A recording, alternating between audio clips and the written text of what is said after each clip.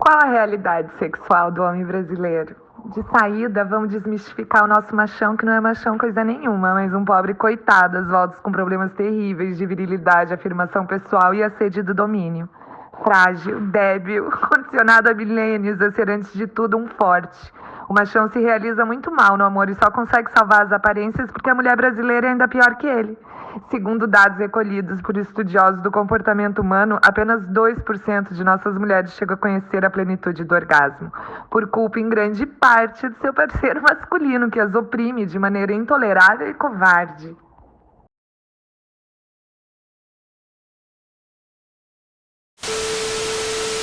Qualquer oportunidade de falar de Fanon, eu tô assim. Fanon.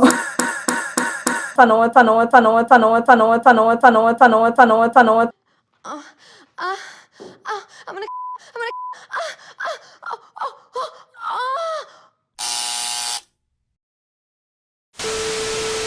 porque ele trabalha muito com essa questão da linguagem, né? Trabalhando ela na questão da negritude, porque a maioria das linguagens, enfim, das palavras, né, digamos assim, que a gente acessa, elas são criadas a partir do processo colonial. De como a gente consegue trazer uma positividade, enfim, uma ideia de reconstrução para algo que já nasceu errado. Eu estou falando dessa necessidade de eu, indivíduo, que voltei para casa, que estou lá tentando criar um diálogo comigo mesmo, para poder pensar nesse diálogo com o fora, né?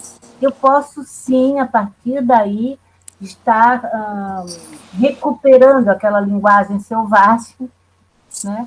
Que a gente esqueceu. Então, sim, a partir disso, começar um com o outro, com pequenos grupos, com pequenas descolonizações. E eu acho que não existe outra fórmula se não for essa. Porque, ao contrário, a gente vai criar a gente vai cair no mesmo vício que levou à colonização. A gente vai querer colonizar.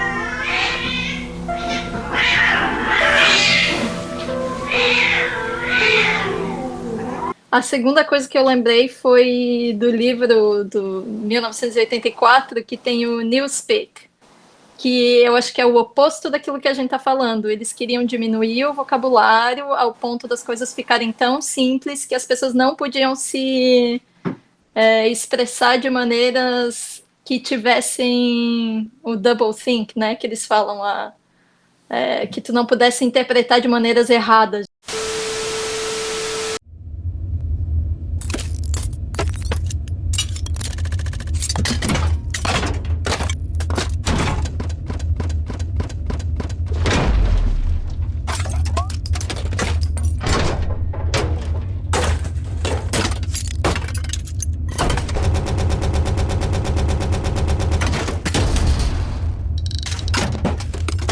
Don't monopolize the conversation and go on and on without stopping.